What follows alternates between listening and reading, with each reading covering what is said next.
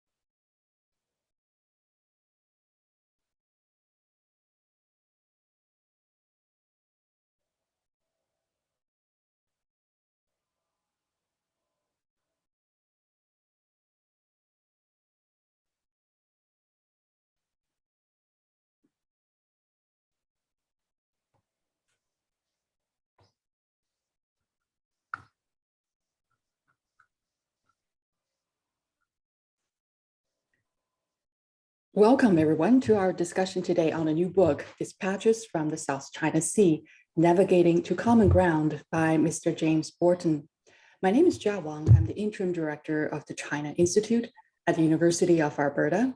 I'm so pleased to welcome James and also our moderator for today's discussion, Dr. Nong Hong. You can find the link to the book in our chat box. South China Sea is perhaps one of the most volatile, contested, yet strategically important region where interests of numerous nations and non-state actors overlap and clash at times. Many seem to associate the region mainly with conflicts. Through his new book, however, Mr. Borton charts science-driven cooperation opportunities to tap down the rising tensions in the region. He passionately argues that the South China Sea can become a body of water that unites rather than divides. We will open today's event with James' presentation to be followed by a moderated discussion and Q&A. We encourage our audience members to submit your questions using the Zoom Q&A function at the bottom of your screen. Now it's my distinct honor to introduce our featured author, James Borton. James served as a senior fellow at the Foreign Policy Institute at Johns Hopkins University. He is an independent environmental policy writer and former Hong Kong-based foreign correspondent for the Washington Times. He contributes regularly and widely to many media outlets, including Asia Times, Nikkei Asia Review, the South China Morning Post, among many others. He has edited 4 books, and 2 of those are focused on the South China Sea. James was a past National Endowment Humanities Fellow at Yale University. He has a BA and MA with honors from University of Maryland. He has been a non-resident fellow at the Stimson Center, the US Asia Institute, Tufts University Science Diplomacy Center. Also, he has co-founded the Mekong Environmental Forum in Vietnam. He is an avid sailor and waterman in South Carolina. It is also my great pleasure to introduce our moderator today, Dr. Nong Hong. Nong has been a friend and a colleague for the past decade. Nong is the executive director of the Institute for China-America Studies, that is Washington-based, and she's also a senior research fellow with us at the China Institute. Her research takes an interdisciplinary approach to examining international relations and international law, with focus on ocean governance in East Asia and the Arctic, law of the sea, international security, and international dispute settlement and conflict resolution. She has numerous publications under her belt, and her most recent book, China's Role in the Arctic, Observing and Being Observed, was published in 2020. Now, I would like to invite James for your presentation. The virtual floor is yours, James. Well, I want to express my thanks to the University of Alberta China Institute for today's program, and happy to see my friend, Dr. Nong Hong. In the midst of this pandemic, as the coronavirus has raced across borders, we've witnessed the urgent need for international science cooperation if we are to effectively halt this health storm.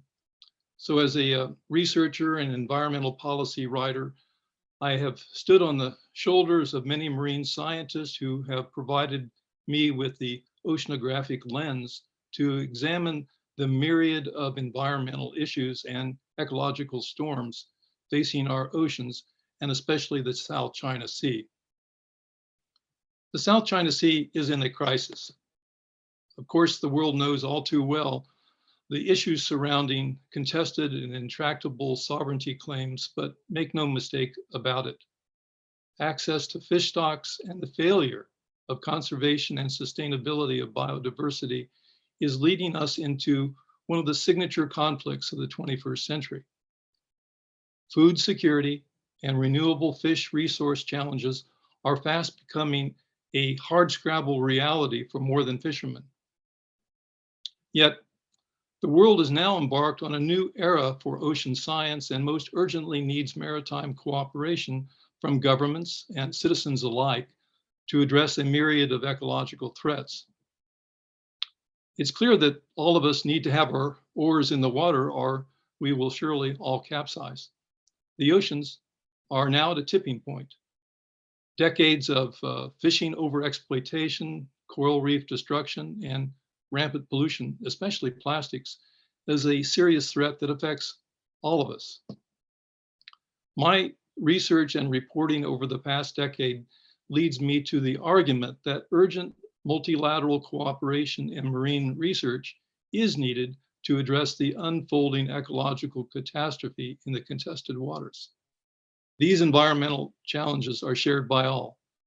On this slide one, ecological catastrophe in the South China Sea, I ask you to remember that the South China Sea was once the home to some of the most spectacular biodiverse reefs in the world. And now, overfishing, the destruction of coral reefs, ocean acidification, biodiversity loss, and looming fishery collapses prevail. Reclamations have destroyed coral reefs, and it's not only China that has been engaged in this destruction, but also other claimant nations. In fact, in the South China Sea, between 2013 and 2017, China built about 3,200 acres of new land. Vietnam reclaimed about 120 acres. Taiwan constructed at least 8 acres of new land. But this cutter section dredging action continued to kill very fragile coral reefs. Furthermore, there are more than 51 trillion microplastic particles, 500 times more than the stars in our galaxy, littering our oceans and seas. So now over 80% of the South China Sea coral reefs are fully degraded. Agricultural and industrial runoff continue polluting coastal regions. The collapse of fisheries impacts over 1.9 billion people. China, Indonesia, the Philippines, Vietnam, Sri Lanka are the top 5 polluting states, and 8 out of the 10 heaviest polluters are countries in Asia. With environmental security shaping a new South China Sea narrative about these ecological challenges, my research draws out the views of both marine scientists, including Chinese, and of course fishermen on these issues. The Spratly Islands in the South China Sea are the focal point of an intractable dispute that represents a serious threat to regional security in Southeast Asia. 6 governments, China, Vietnam, the Philippines, Malaysia, Brunei, and Taiwan, have all laid claim to all or some of the more than 230 islets, reefs, and shoals in the Spratly area. My book argues for a proposed solution for building mutual trust, confidence, and, if you wish, peace building among the claimant nation marine scientists and the fishermen. I advocate that the South China Sea can become a body of water that unites rather than divides. Policymakers may do well to take a lesson or two from nature as they examine how best to address the complex and myriad sovereignty claims. The marriage of policy and science is essential to navigate the perilous geopolitical waters.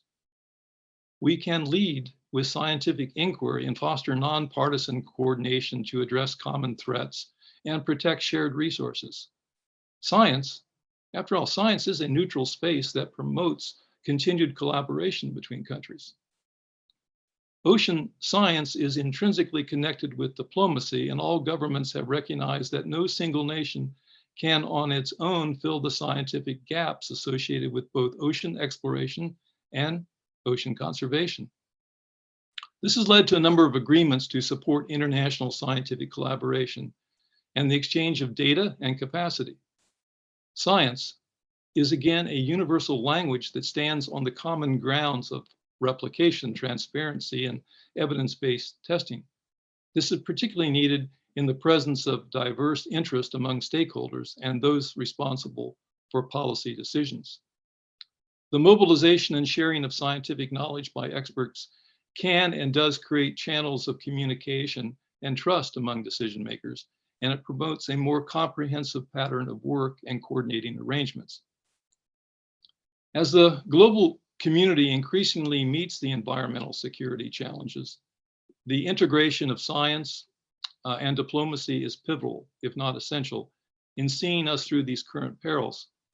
While there's still some debate about what science diplomacy means, let's look at the following.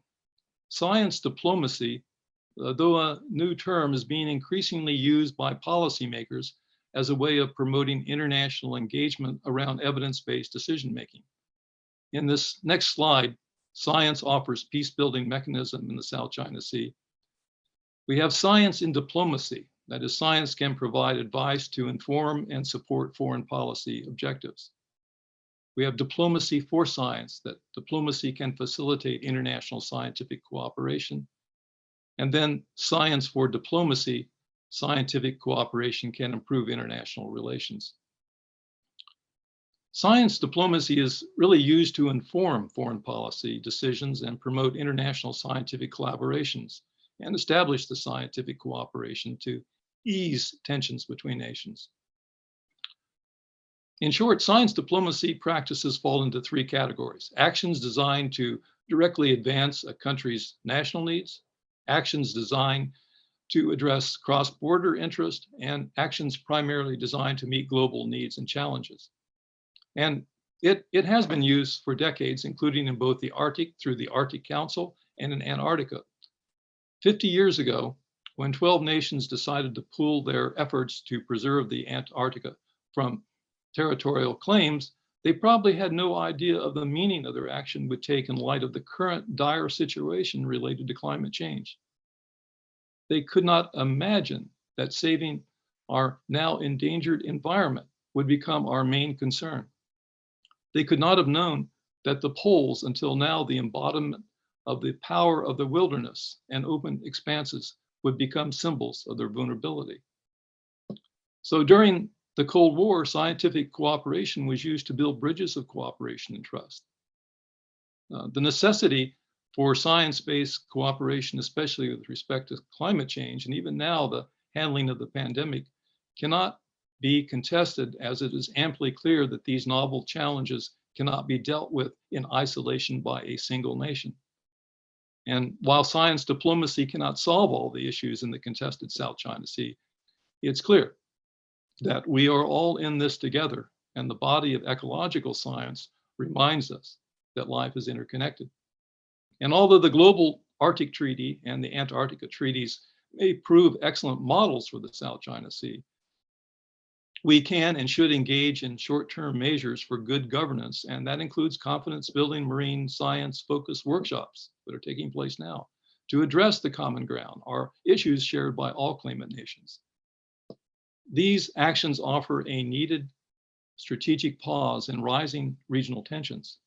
And there are recent examples of science cooperation. It's encouraging to note that there have been past marine science surveys conducted between Vietnam and China, between Vietnam and the Philippines. And more recently, it's also noteworthy that the China-ASEAN Plan of Action on a closer partnership of science, technology, and innovation plan was launched last year and running through 2025. And it was agreed upon to explore new and sustainable science-driven cooperation mechanisms.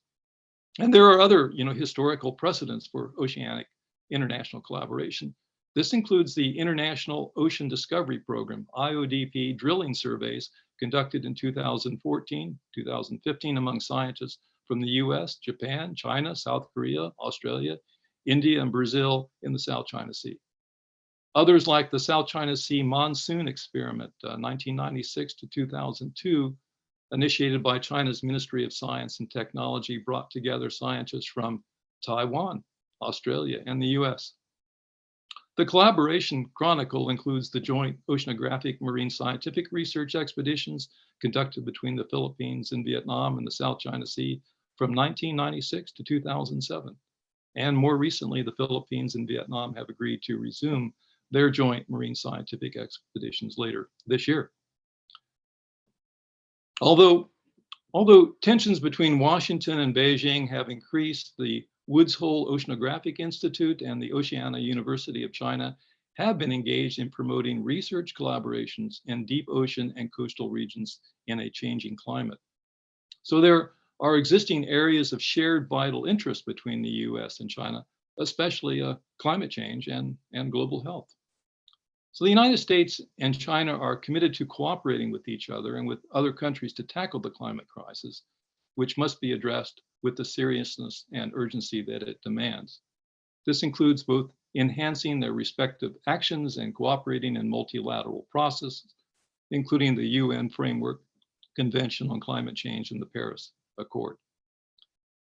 We should recall that the 1982 UN Convention on the Law of the Sea, UNCLOS, entrusted 35% of the sea under national jurisdiction. Cooperative activities in the fields of marine scientific research, environmental protection, are carried out on a bilateral or multilateral basis. In the blue planet, there is a natural interdependence of every entity, local, sub-regional, inter-regional, and international. In one form or another, every individual stakeholder impacts on others and vice versa in an integrated manner. And this slide, enter science diplomacy. Well, science diplomacy can foster marine environmental conservation cooperation. It can intensify the joint marine science ecosystem monitoring of coral reef loss and, of course, the severe weather patterns which we are now witnessing in the South China Sea. It can apply scientific results to ocean management and environmental security. It can engage ASEAN to address these environmental issues. And of course, it encourages more East Asia regional sea programs and partnerships for effective environmental management. But presently, the condition of the coral reefs in the South China Sea are a symbol of humanity's failure to recognize its responsibility and of the relentless process of commercialization, industrialization, pollution, and self-interest and political importance. In the end, it will take a unified effort among all the claimant nations to save our reefs and to ensure the sustainability of fish to feed the world. It will take an acknowledgement from all the actors in the South China Sea that the current practices are simply not working. Science research cooperation in the South China Sea aims at a very real practical purpose, namely ensuring that fishers can fish safely, that the marine products for human beings are unpolluted, and that marine resources are protected in a right and sustainable way. So all responsible and especially authoritarian governments know that the needs of the poor must be met. If the overfishing persists and the coral reefs are destroyed, then these South China Sea nations, rank and file, will experience the dire consequences of having squandered their resources, inequitably distributed the wealth, and degraded their landscape or seascape. To be certain, Asia's fisheries are on the brink of collapse in the coming decade. The East and South China Sea are two most important fishing areas in the West Pacific in terms of productivity and economic value, with a combined trade value of approximately 100 billion. However, as I continue to research and to write, these marine ecosystems are facing irreparable damage as a result of overfishing and the rising ocean temperatures and plastic pollution, and it's projected to get a lot worse. So it will take urgent international cooperation for China to improve the effectiveness of its maritime management and governance. So it's no wonder that mainland Chinese scientists, and I have been in communication with many of them, are stepping up protection of the designated marine zones, marine protected areas. China has more than 270 marine protected areas, but this comprising only about 5% of its national waters. For Beijing and other claimant nations to achieve their objectives of mitigating habitat degradation and reining in the overexploitation of marine resources, all stakeholders must be engaged. Designating protected reserves is an emerging tool for marine conservation and management, sometimes called ecological reserves or no-take areas. They are vital to the conservation of marine resources. I've seen this firsthand in Vietnam since they've been fast-tracking its own model marine protected area program. Kula Cham is located about 20 kilometers off Vietnam's central coast near Hoi An. There, the Cham Islands Mpa was established in 2005, and my friend, Professor Chu Man Trin, a Da Nang University biology professor, is largely responsible for mapping out the objectives for protecting the natural resources of the Cham archipelago. These MPAs are proving that they can strengthen food security and improve the livelihoods of the local fishers. Let's also remember that in 2005, ecologists, environmentalists, marine protected area practitioners from China, Vietnam, Cambodia, they all gathered in the Trang, Vietnam for the first MPA management capacity building pilot program.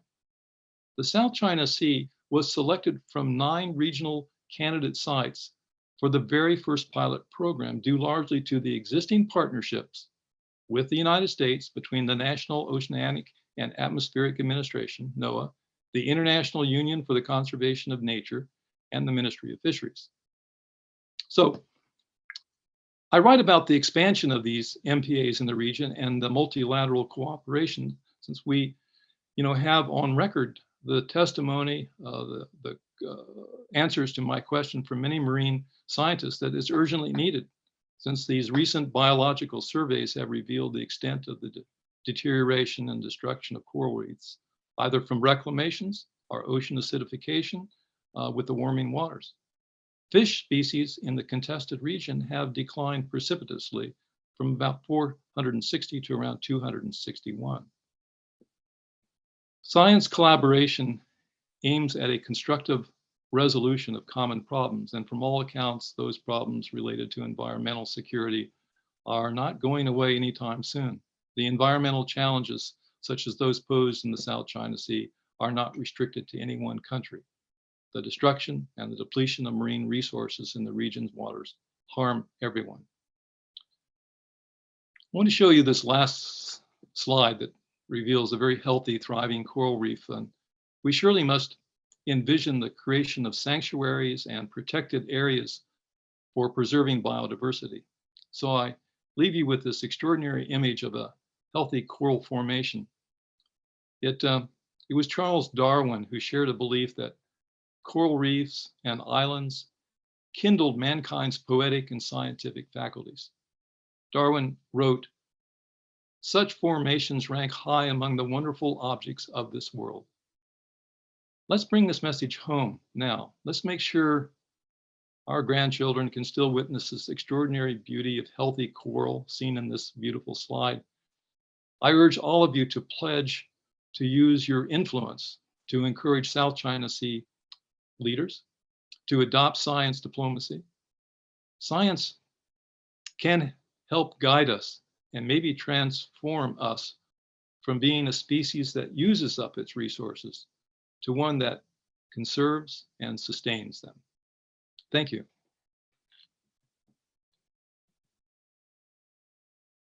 Thank you, James, for a great presentation and for your good wishes for the blue ocean, particularly in the South China Sea. And I want to thank also Jia and also China Institute for inviting me for this very important book talk, which has been looking forward to that. James, let me congratulate to you on this book. And I would like to echo Professor Carla Freeman, who praised your book, as I quote here, "This must read An immensely readable study takes readers on a voyage through the seemingly intractable problems in the South China Sea to review how through environmental collaboration, competing nations can adopt trust and science-driven peace-building measures that can help reduce the risk of conflict. I think her words express exactly what I want to compliment you on your new publications. James, I recall that your book seems to take a different approach compared with some of the existing literatures on the South China Sea who focus a lot on political dimension or legal debate or historical approach. I remember we firstly met back in 2016, and then in May that year, Jen, you have been very nicely put together a seminar under the Asia Pacific seminar series at the East West Center. And James, myself, and also Dr. John McManus from the University of Miami, and you also mentioned him in your book. So the three of us spoke about in the panel called Environmental Security, Crucial in the South China Sea. And after that, I recall that we have been met several times and we talk about proposals of doing some field research in Southeast Asian waters in China. And we talk about organizing events on this topic and also try our best to bring in relevant resource people, particularly scientists from the South China Sea regions. So my first question goes to you is, from 2016 until now, what are the differences in terms of the science cooperation or the implementation of science diplomacy in this region? So will you categorize or describe as an improvement, or it's a setback due to some political issues in that region? And what is the major difficulty in the process of your writing, if there's any? Thank you. Thank you very much for those important questions. You're absolutely right. I'm fortunate enough to count among my closest friends marine scientists, and you and I had the opportunity to meet Professor John McManus, who has been doing what I call the real serious heavy lifting in his marine science surveys in the contested South China Sea. And it's largely through his lens, through his eyes and his extended, generous friendship that my attention was really riveted to that part of the world and this particular approach. Now, John and I, in numerous conversations, have been very frank with one another about the geopolitical issues that sometimes push down the science and push down the ability for science cooperation. But on the other hand, in speaking with 3 years ago, I had a chance to speak with Dr. Paul Berkman, who is a very noted Arctic and Antarctica ecologist, marine biologist, but he's also been someone who's really been planting the flag and waving the flag of science diplomacy in the two poles. And we had a chance to talk, and he even invited me to be a non-resident fellow there at Tufts University, the Science Diplomacy Center that he set up, which enabled me to have more extended conversations with him about how this can work in the South China Sea. Now, we agree that indeed two different kind of seascapes, but sharing common ground and common problems. But I think it's interesting that in my conversation with him, we talked about, what was it, 2017, there was the International Arctic Scientific Cooperation Agreement signed. I think it was May 2017. And this was the third agreement in a 20-year history of the Arctic Council. Curiously, the US and Russia successfully co-led this effort to reach this agreement. Which leads me to our subject right now. I believe that we have the scientific, if you wish, trust among Washington and Beijing's leaders to get together on issues that are common ground. And of course, we are addressing the most existential threat in climate change right now. But we look at this agreement made by the Arctic Council. The agreement and the cooperative effort was an uncommon bright light in a dark chapter of US-Russia relations. Well, our relations between Beijing and Washington are not exactly bright right now, but perhaps the science mechanism can be a way of bridging communication immediately. I think that there are opportunities for more workshops and scheduled and even coordinated by not only the leadership of China, but the Vietnamese. I've become friends with two really ranking marine scientists there who have participated and been invited by China for these marine science workshops. And it does build trust and it builds communication, even in the midst of COVID. Of course, they've done this through the streaming or webinars. But I think that once we pass through this health storm, that getting together in person might even bring more full realization to communication and building confidence among these claimant nation marine scientists. Science, diplomacy can and is serving as an effective tool for diplomacy and for communication. So I remained focused on that and trying to answer. I don't know if I've answered all of those questions, but we're getting to some of them at least. Perhaps you have another one. Thank you, Cham, for sharing your expertise on this one. I'm very impressed about the first part of your book, which talk about the fishing notes. So I think we all understand fishing is very important for all the South China Sea littoral states, and many of the countries' economy depend largely on the fishing industry. But also fishing conflict is one of the major issues in the South China Sea. For example, when we talk to fishermen or fishery or law enforcement in different countries, we may get different answers through talking to different countries' fishermen, for instance. For example, in country A, and he may argue that, well, he may point to the fisherman from country B entering into country A, say, well, this is our territorial sea or exclusive economic zone. You are doing illegal fishing in my water. And the fisherman from country B may argue that, well, this is not your water because we are actually, there is not a clear boundary at this moment. This is exactly what's happening now in the South China Sea because there is no clear maritime delimitation. That is why it's very interesting to know your perspective, why you chose Vietnam as the case study. Is it because it's easy to assess and get interview with the Vietnamese fishermen or local officers? And because I recall I think on page 74 on your book, you mentioned about Vietnamese fishermen are not blameless since they too also have frequent illegal fishing in other countries' waters. Have you also got a chance to interview, for instance, fishermen from Indonesia, for example, which is one of the major fishing countries in that region as well? So I would like to hear your story about how you approached, why you chose Vietnam as the case study at the very first place. Thank you, Cham. Thank you. In 1997, as a reporter for the Washington Times, I went to Hanoi to really focus on the reforms, the renovation that were taking place. And at that time, with the advent of the internet, it was particularly important to me to sort of document, to see the impact of the internet on the social life, particularly the young Vietnamese that I met, because I was invited by Nguyen An Tuan, the founder of Vietnam Net.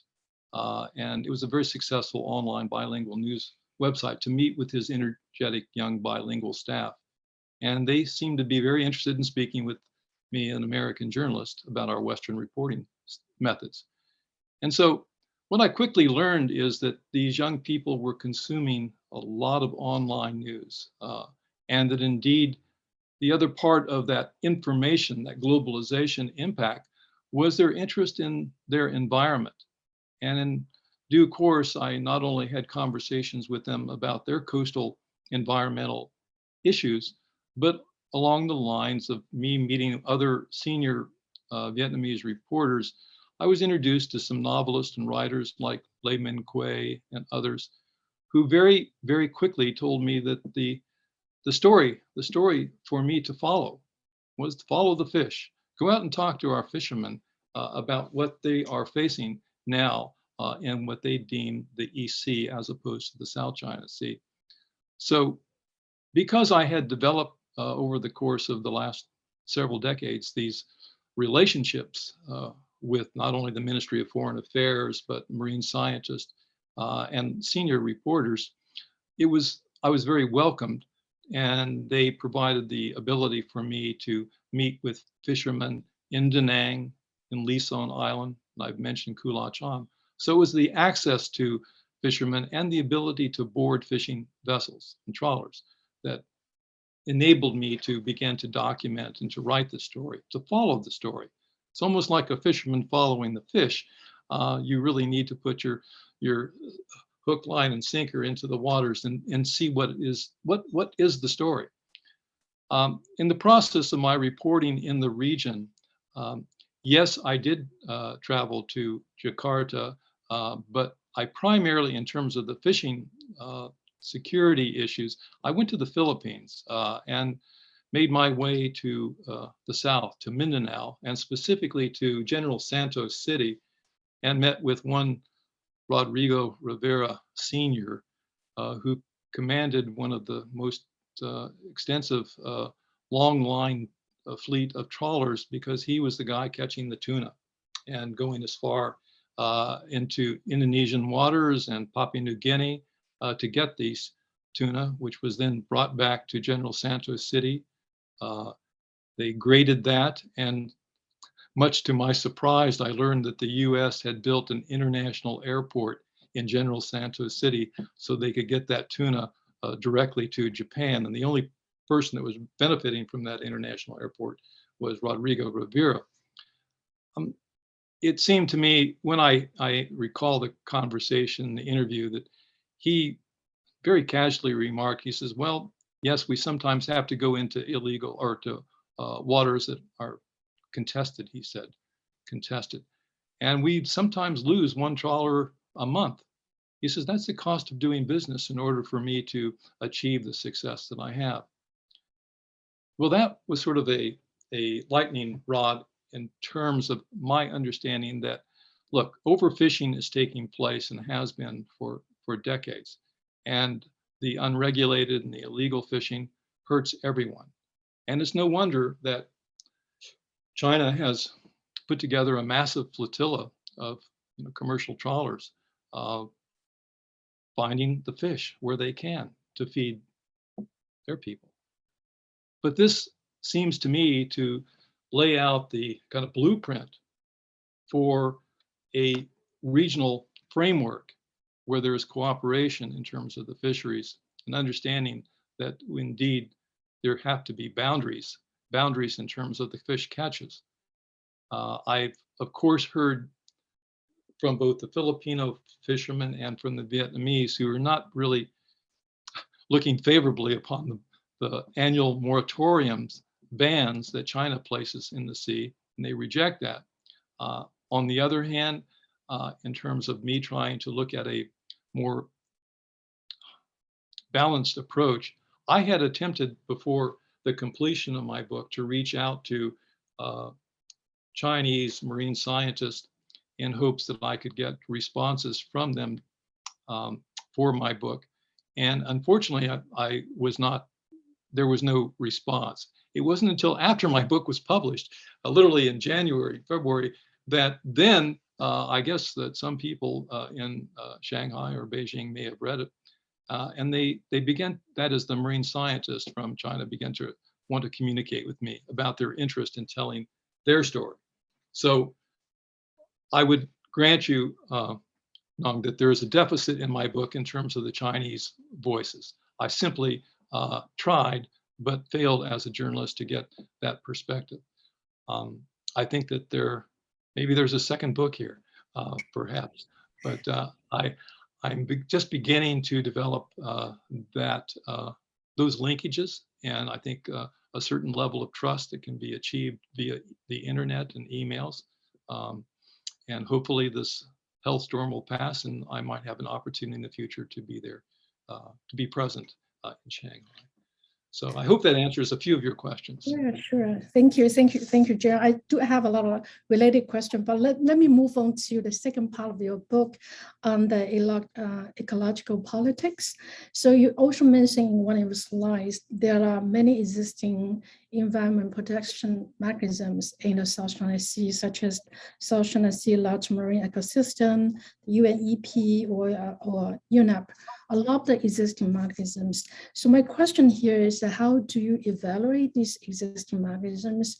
And when you talk to the scientists at the region, do you have a confidence that their voices are being heard by their respective governments, or whether their government actually put marine environment protection in the top agenda in terms of a different country like Vietnam or Philippines, Malaysia, for all of these relevant littoral states?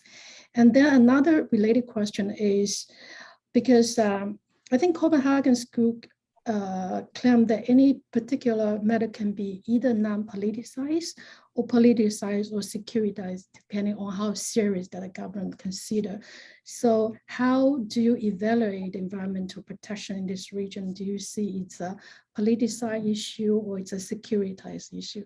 That's two questions related to the second part of your book. Thank you, Jan. Thank you. Those are complex questions, and there's no real straightforward answer here. Are we seeing the politicization of science and even the marine science activities? Well, certainly I recognize that China has an abundant amount of resources reflected in what I think at least 10 state-of-the-art marine science survey vessels, which are engaged in gathering data and doing this very systematically. I think China has understood for some time that the South China Sea is poorly understood in terms of its marine biota, the ecology, the available marine resources. As a result, even Xi Jinping, his goal has been its commitment to becoming a great maritime power. I don't need to tell you that, but as a result, Beijing has invested in marine scientific research on a massive scale. This investment supports an oceanographic research agenda that is global in scope, and a clear indicator is the expanding number of these research vessels, as I told you. And they're going throughout the Indo-Pacific in terms of their surveys. These vessels and ocean research institutes operate under the State Oceanic Administration and the Ministry of Natural Resources. And of course, there are several major marine science institutes of oceanography engaged. That is, the institutes are engaged in data sharing, but unfortunately, it's only those that are part of the research consortium. So what do these Chinese oceanographic research vessels do at sea? Many of these ships, especially those commissioned since 2014, are comprehensive research vessels, meaning they can perform a wide range of research activities and often do in any given cruise. They principally serve as platforms for instruments, sensors, and other equipment used to collect atmospheric data and oceanic data. So is China's marine research politicized? Yes, it is, but with its huge economic advantage, China has the ability to dominate scientific initiatives and to some extent position its role as a focal point on environmental issues. But mind you, from Washington's perspective, China's deployment of the oceanographic research ships and related platforms in these distant ocean areas is part of a massive program to collect oceanic data. Well, and what is the ultimate purpose of this data collection? Several interests drive the Chinese government's investment, and two of those main drivers have the greatest significance for US national security, and that is one, to explore and ultimately exploit the seabed resources in the high seas area, and two, support the development of China's blue water naval capabilities.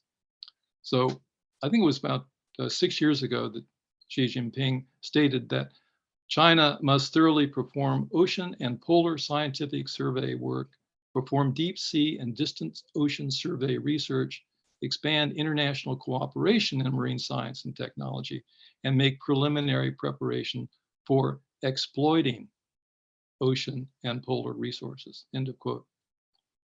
Unfortunately, and we're going to come back answering your questions with some details here, but when a claimant nation in the South China Sea started like a new oil and gas activity or a survey in the EEZ, China has responded by sending its own survey ships, often escorted by these Coast Guard vessels. Despite this, I maintain some guarded hope that there are zones for global marine cooperation, since it's more clear that the ocean's marine resources need this urgent management. So since China has the vast research resources, they should consider using their leadership role to pave the way for conservation and sustainability cooperation practices in a resource depleted South China Sea. I had to say that. Thank you, James. I think that's excellent answers. Although I still have quite a few questions, particularly to your book, but I think I'm going to give the opportunity to our audience, and they pose very good question in the Q&A box. Let me just pick the first question from Gordon Holden. Professor Holden is the Emergency Director of the China Institute. So let me read the question so that our audience can also hear. Twin challenges that I see are China far more than the other claimants. China has the means to conduct high quality monitoring and research, but Chinese dominance of these functions will also inspire misgiving among the smaller claimants in this region. So enforcement of fishing and other exploitation activity may blend into legal issue of the ownership. So China is best situated to manage enforcement per se, but may not be seen as neutral by other claimant states in the South China Sea. So the question to you, Jeremy, is how do you see these issues being managed? Well, my hope, guarded as it is that post-pandemic, that the Chinese marine scientists will invite their claimant nation partners, that is, their other marine scientist friends, and they are getting together and communicating, and this has been going on pre-pandemic. And if you recall, I think in as recently as, well, actually November 2020, both China and Vietnam had environmental security programs where they invited marine scientists to participate and to discuss these common ground, the issues where indeed there can be some cooperation. I think, as I said, and I've stated in my introductory remarks, it requires building this trust and confidence among the scientists themselves. And then I'm taking the high ground here, that science can drive policy then. And we try to take off the table, just as we did at our program, 5 years ago, take off the table the sovereignty claims, the territorial issues, and really address the environmental security issues. So the hope is that in China's leadership capacity, that it will take the high ground here rather than a failure. They're not sharing the data that they're collecting, and perhaps that will come only when they're inviting other claimant nation marine scientists aboard their state-of-the-art research vessels. I agree with the professor's framing of his question, is that sure, the poorer nations, and includes Vietnam and the Philippines, lesser degree Indonesia, they don't have the resources to conduct these type of oceanic surveys. So it really behooves Beijing to take that leadership position. They're poised to do so, and they would earn high marks with Washington, certainly. I think it would tap down the rising tensions. So maybe some friends think I'm a little naive to think that is a reality. I think you can frame that in many different boxes, but I'm going to take the box of science diplomacy. Thank you, James. So now let's move on to the second question, is also about fishing from Jessica Martin. What role do tools like yellow cards given for IUU fishing? She's talking about IUU fishing in resolving the issues. And why do governments like those in Vietnam and China pay attention to or do not pay attention to? So these rulings and warnings, is there any more effective means to employ this region in terms of tackling the IUU fishing issues? A huge problem and a growing problem. Of course, I did address this in conversations primarily with Vietnamese fishermen because the European Union did give them a yellow card, if you wish, a bad grade in terms of their illegal and unreported fishing activities. To the credit of Vietnam, they did marshal some resources and directives to attempt to, if you wish, regulate to the best of their ability the fishermen, and particularly those that are operating out of Da Nang and Ly Son Island. I understand what a problem this is in terms of the issuing of a yellow card and what that means in terms of the livelihoods for fishermen. As it is, they have enough challenges to begin with, and I think that given the number of fishing communities that exist and operate throughout the region, that this is a huge, huge issue. And it would seem to me that the ASEAN kind of Fisheries Commission, our network, should begin to take a much more high profile and active role. I think that ASEAN can work in cooperation with China on this issue, and maybe there is some potential traction there, but it has to be a united effort, and China has to be a key participant in that discussion if there's going to be the formation of that kind of ASEAN plus China fishing regulatory commission, if you wish. But we want to get beyond just the rhetoric or a piece of paper documenting what can be done.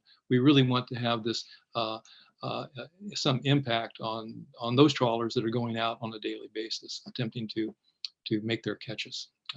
And I've also, in my reporting, I found that some of the Vietnamese fishermen who have the traditional wooden trawlers decided to invest in the steel hull boats. Big mistake for them. First of all, it's very, very expensive. They took the subsidies, the loans from the government. And unfortunately, I would say about 95% of those fishermen who upgraded their fishing trawlers did not succeed financially. It was another fishing tragedy for that particular fisherman, his family, and his community in that coastal area. Thank you, James. I think for the next question, I'm going to pull you from the safe zone of science diplomacy to a more political issues. So the question is, to what degree do extraregional powers have a right to play a part in solving the South China Sea issues? And this goes for either individual countries, multilateral institutions like EU, United Nations, or WTO even. I think he's referring to fishing or other oil and gas industry. So a little bit political. Back to you, James. Yes, definitely. I was going to avoid those waters. I didn't want to drown this morning.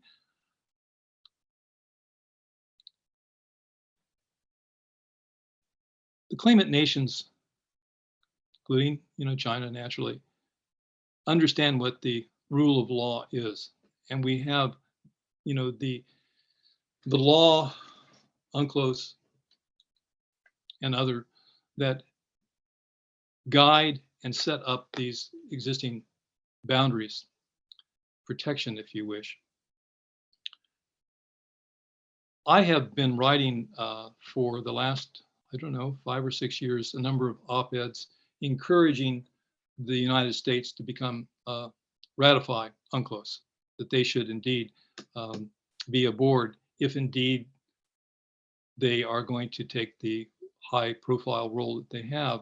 And I won't use the word, as you framed the question, interfering, but participating in not only the freedom of navigation throughout the South China Sea, but having a dialogue related to the overfishing, the illegal fishing, that the United States should be part of UNCLOS. I continue to write about that and publish those op-eds to no avail, but there are others who join ranks. I believe that it's important for, if you wish, third parties who are not engaged in this case specifically, let's say fishing in the South China Sea, to be part of a community that really brings the legal experts, policy experts together. But all those signatures, all those signatory bodies should have a vested interest in the conservation, sustainability of the resource depleted South China Sea. So if there are spokes in this wheel, this political wheel, policy wheel, I think that the ecological and the environmental issues are so looming, so large, that it requires this kind of consensus.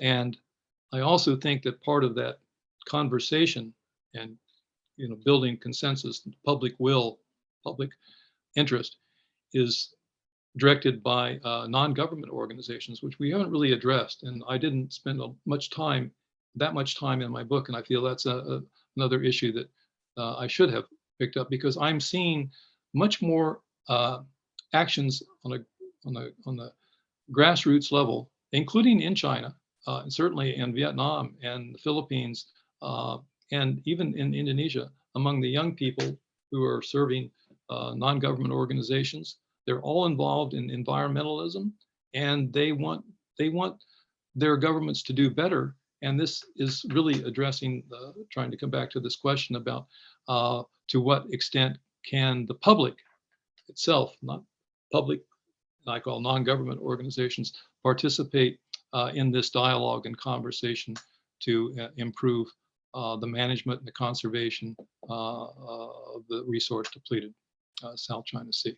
So it's I still have the confidence in the kind of the public will here, and young people who I just across the board, I see this rising tide of environmentalism, and for example, even in China, certainly the NGOs and the environmentalists are taking playing a very important role, and I believe that there are policy people listening. Thank you, Jim. There's still quite a few very good questions for the Q&A. Let me try to summarize and then pose it into one combined question.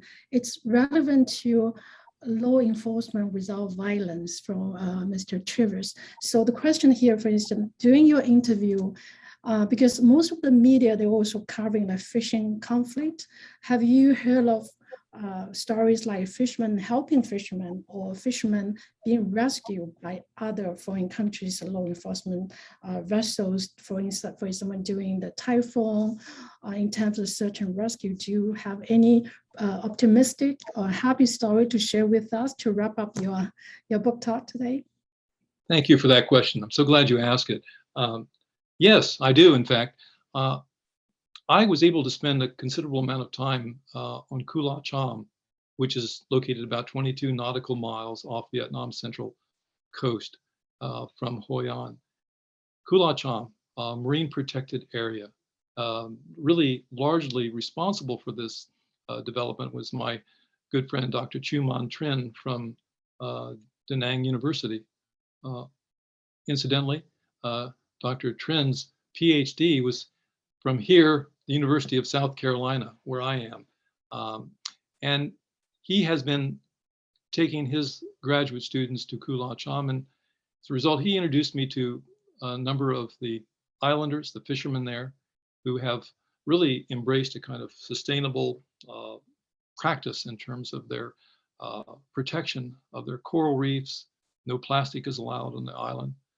But in the process of speaking with the local fishermen, and of course they have many stories to tell, they shared with me very, very plainly story about when the typhoons come, and they do, that the Chinese trawlers who are caught out there in the storm are offered sanctuary in Cham. It is a community that understands the perils of fishing and the trials and the challenges. And it it has never turned away a Chinese trawler in its protected cove and harbor, safe passage, if you wish, safe harbor. Despite all the tensions that exist between the governments on the fishing rights and areas, EEZs, sovereignty claims, the fishermen speak to other fishermen. They know the hardships, the hard scrabble lives. So it gives me, once again, the confidence that there are communities I found in Cham where the concern, the expression of interest in cooperation prevails. It's even more remarkable when a fisherman in Cham has a bad fishing day, his neighbor who's had a good fishing day shares his catch with him. It's part of their community, part of their mindset. Let's call it a blue water mindset. And maybe that's what we need more of for the policy experts to embrace. And that's my primary message today. And thank you for that question. Thank you. Thank you very much, James. I enjoyed very much talking to you. Before I pass back the floor to Jia, I want to emphasize in your preface, I quote here, you wrote, "It's my hope that this book will raise awareness for conservation of marine biodiversity and sustainability of fisheries that can no longer be ignored." I would like to echo you and also compliment you on your new book. Jia, I'm going to give the floor back to you. Thank you. Thank you, Nong, and also thank you, James, so much for that illuminating discussion. James, thanks so much for taking the time and share the insights from your fascinating book. Our audience members could find the link to the book in our chat box. So in a time of continuing high tension in the South China Sea, James, I really appreciate you, I'm sure our audience members as well, offer us some hope and remind us of this importance of blue water mindset. And also thanks for enlightening us on the prospects of the real possibility of potential cooperation among nations in the region through science diplomacy. And also thank you, Nong, for sharing your deep knowledge of the South China Sea. And also thanks for doing a superb job at moderating today's event. And I'd also like to thank colleagues at the China Institute for organizing this webinar. Finally, a big thanks to all the audience members for attending our event today. Do enjoy the rest of your day and have a great summer. Thank you. Thank you. Thank you very much. Yeah, thank you, James. Thank you.